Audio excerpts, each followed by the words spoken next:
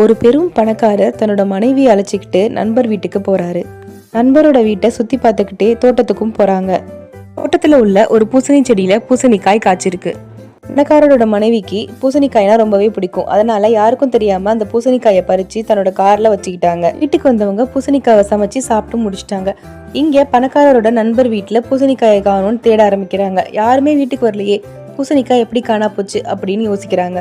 அப்பதான் நேத்து அந்த பணக்காரரும் அவரோட மனைவியும் வீட்டுக்கு வந்ததும் தோட்டத்தை போய் சுத்தி பார்த்ததும் ஞாபகம் வந்துச்சு.